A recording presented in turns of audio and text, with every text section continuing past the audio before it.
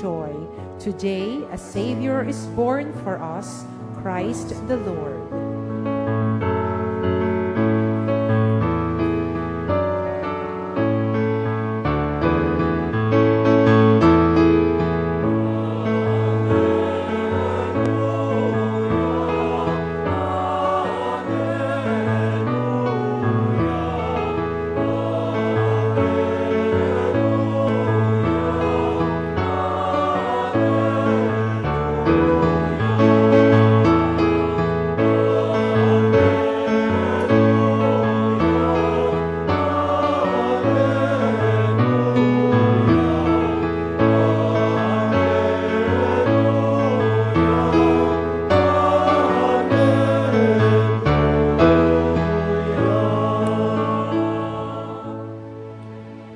The Lord be with you. And with your spirit. A reading from the Holy Gospel according to Luke. Glory to you, O Lord.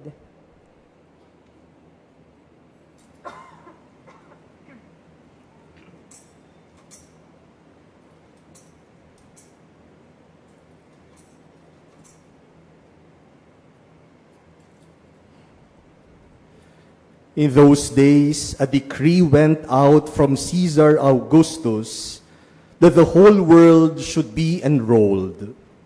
This was the first enrollment when Quirinius was governor of Syria. So all went to be enrolled, each to his own town.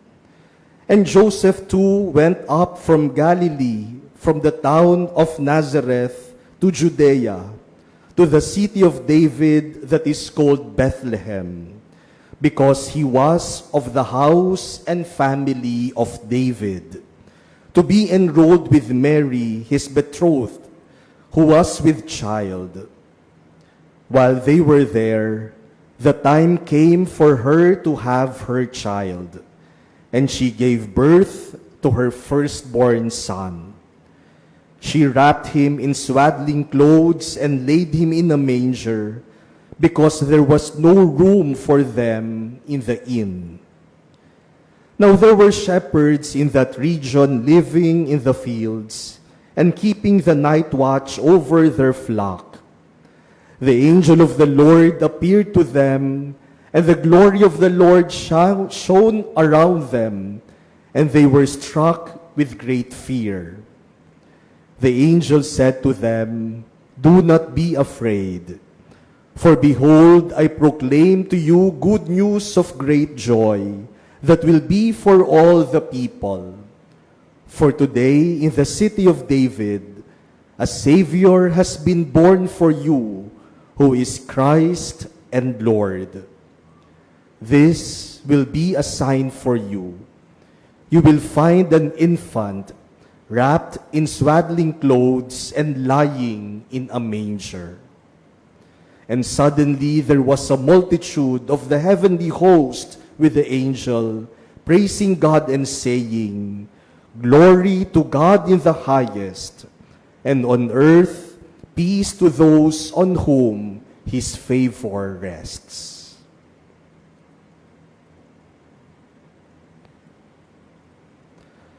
The Gospel of the Lord. Praise to you, Lord Jesus Christ.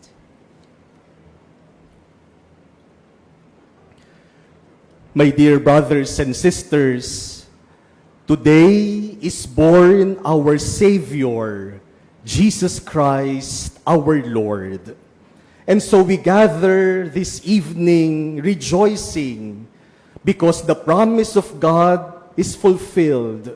The hope of the world is born, and the Son of God became flesh.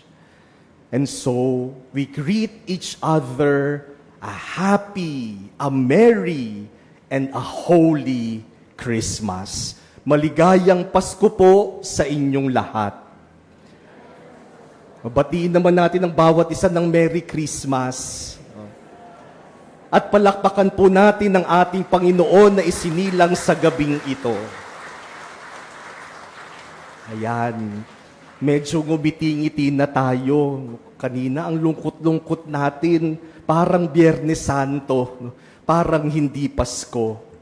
My dear brothers and sisters, today we rejoice because Jesus is born for us. This is the profound truth that we proclaim tonight. God became man.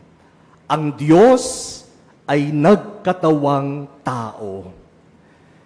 And this mystery is something that has become too familiar to all of us, something that no longer shocks us. Sanay na tayong sabihin na ang Diyos nagkatawang tao, na si Jesus ay Diyos na naging taong katulad natin. Very common and very familiar na yan. Pero kung pagninilayan nating mabuti ang katotohanan yan, parang shocking, even scandalous, na ang Diyos na makapangyarihan, ang Diyos na dakila, ay piniling maging tao, magpakababa, at maging isang sanggol. But Christmas is not just about who God is. Christmas is also about who we are and who we are meant to be. Jesus became man to teach us and to show us what it means to be a human being. Ang Diyos ay nagkatawang tao upang turuan tayong mga tao kung paanong magpakatao. In our gospel this evening, Jesus is born in Bethlehem. And an angel announces to the shepherds the birth of the Savior. And these shepherds go in haste to Bethlehem. At ano ang nakita nila? Isang sanggol, a baby, a child, a human being. Siguro sabi ng mga pastol, ito ba ang tagapagligtas? Ito ba ang Mesiyas na hinihintay natin? Isang maliit na bata. But that is the sign given by the angel.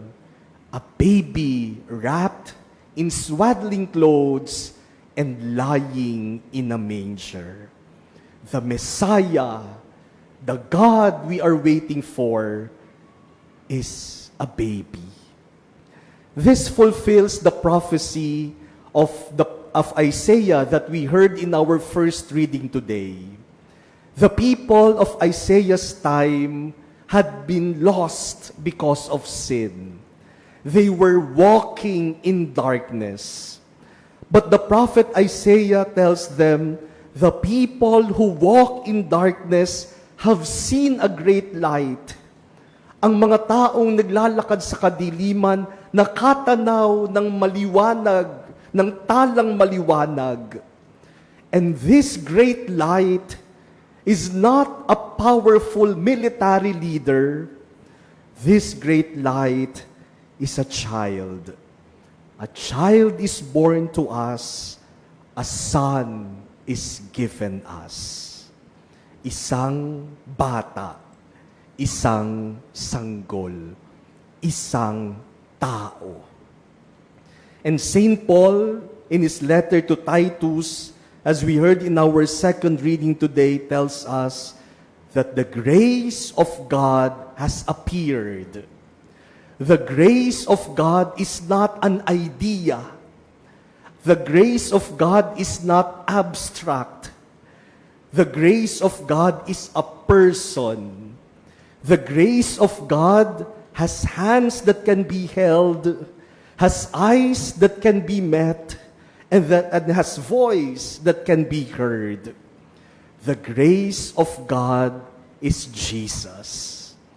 And St. Paul tells us that Jesus, the grace of God that appeared on earth, Jesus, the Son of God that has become man, teaches us how to live.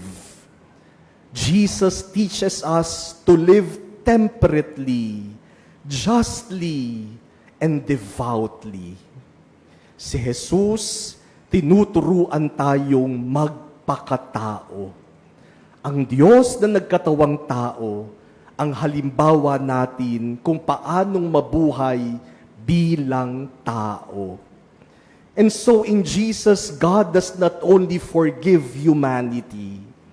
In Jesus, God forms humanity. My dear brothers and sisters, tonight as we celebrate Christmas, let us look at Jesus, the baby in the manger, wrapped in swaddling clothes. Pagmasdan natin ang Diyos na naging tao at tanungin natin siya, Jesus, Diyos na nagkatawang tao, paano po bang magpakatao? This is something we often forget. We forget how to be human. That is why we become inhuman. We forget how to be human. That is why we treat each other with disrespect. We hurt each other. We abuse each other. And we treat each other with cruelty.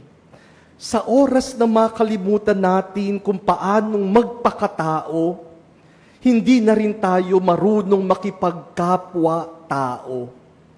Kaya yung kapwa-tao natin, kayang-kaya nating husgahan, saktan, abusuhin, maltratuhin, dahil hindi na kapwa-tao ang tingin natin sa kanila.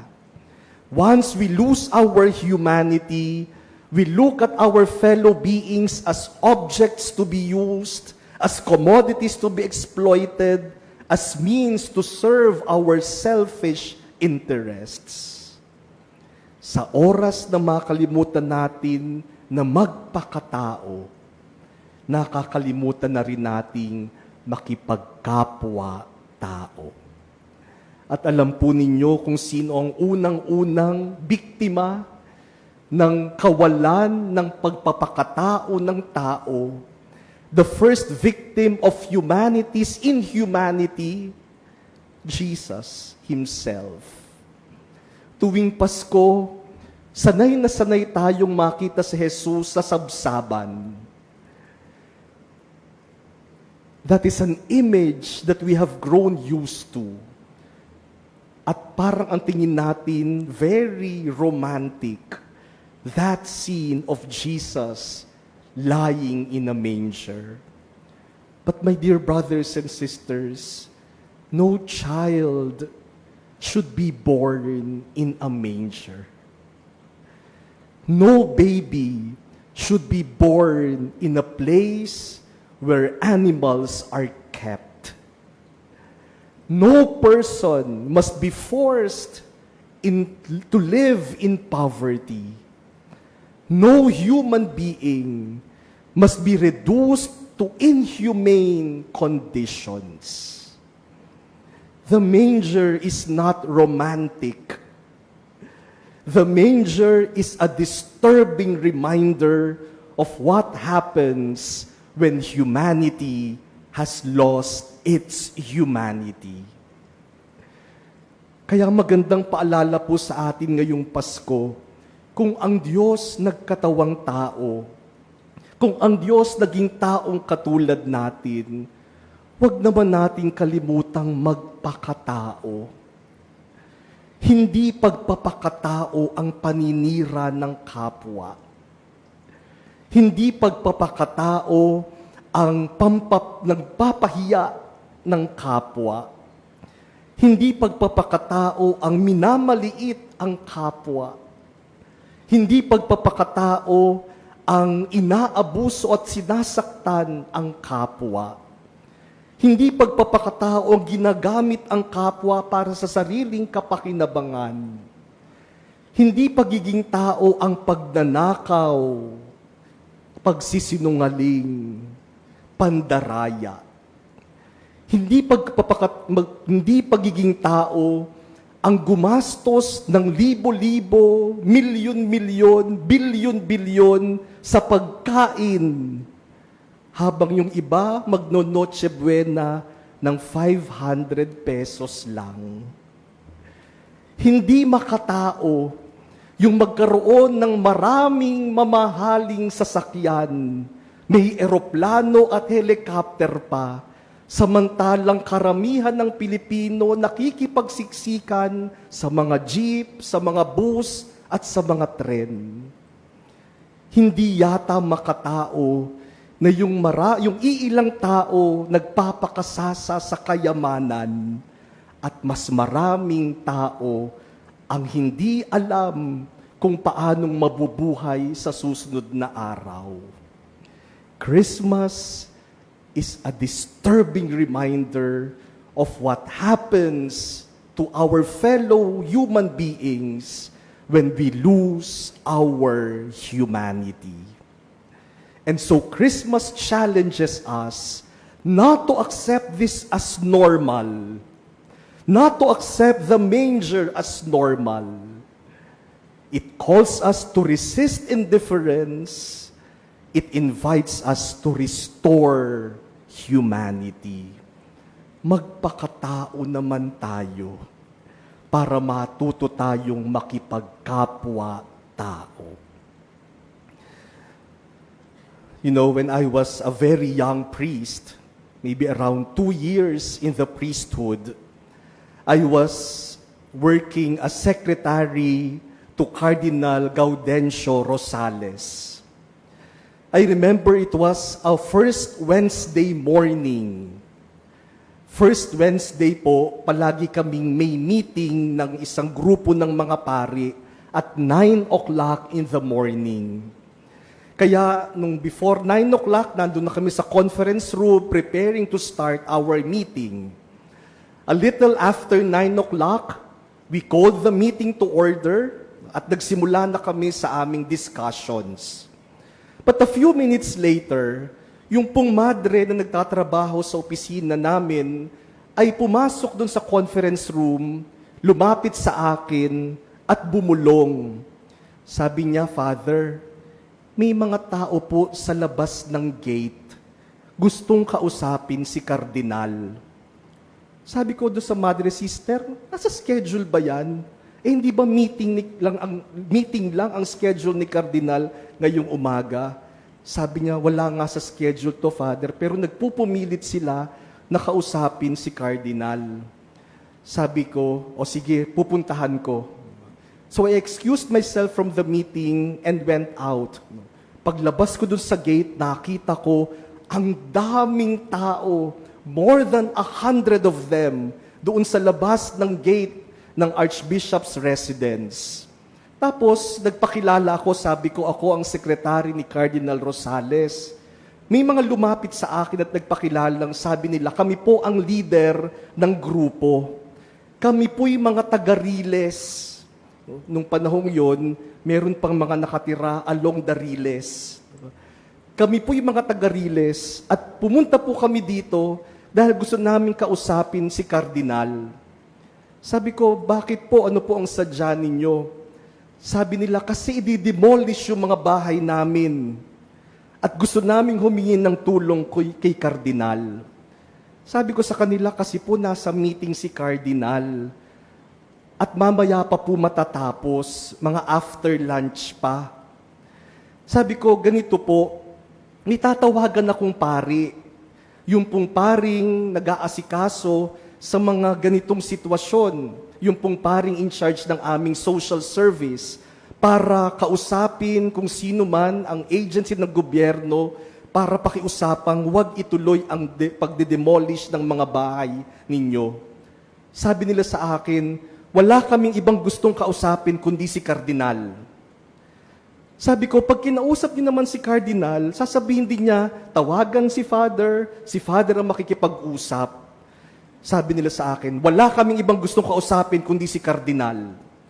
Sabi ko, pinadadali ko na nga po pinapasimple ko na. Sabi nila, kahit ikaw, Father, Ayaw ka namin kausapin. Ang gusto lang namin kausapin, si Kardinal. Sabi ko, nasa meeting nga po, mamaya pa matatapos. Hihintayin namin. Medyo nainis na ako. Sabi ko, o sige, kung gusto nyo maghintay, edi maghintay kayo. Tapos bumalik ako doon sa meeting namin. At wala akong binanggit na kahit ano kay Cardinal. Nagpatuloy kami ng meeting. Natapos ang meeting, 12:30, kumain kami ng tanghalian, wala akong sinasabi kay Cardinal. Nung matapos yung pagkain namin, past 1, doon ako lumapit kay Cardinal at sabi ko, Eminence, may mga tao ho sa labas, ang dami ho nila. Sabi, sino yung mga tao? Sabi ko, mga taga-Riles ho daw, hihingi ng tulong dahil i-demolish yung bahay nila. At sabi sa akin ni Cardinal, pinapasok mo ba? Sabi ko, hindi po. Tapos sinanong niya ako, pinagtanghalian niyo ba? Sabi ko, hindi po. Sabi niya, papasukin niyo. At pakainin yung tanghalian bago ko kausapin. Kaya takbo ako doon sa mga madre, sabi ko, ano bang pwedeng iluto dyan? Baka may pansit dyan na pwedeng ipakain sa 100 na katao. Pupuntahan ko sila. Nagmamadali akong lumabas. Paglabas ko, wala na sila. Tinanong ko yung guard, sabi ko, nasa na yung mga tao? Sabi ng guard, Father, nag-alisan na eh. That evening, hindi ako makatulog. Hindi ako makatulog because I realized that that morning, Jesus came to visit me and I failed to welcome Him. I failed to be a fellow human being. Hindi ko man lang pinatuloy at hindi ko man lang pinakain o pinainom ng tubig. I failed in humanity. And until now, that experience has been haunting me. Alam kong dumating si Jesus, dinalaw ako ni Jesus, pero hindi ako nakipagkapwa-tao. Last month, I saw a news. No? I saw in the news a driver, a jeepney driver, na nag-post dun sa kanyang jeep.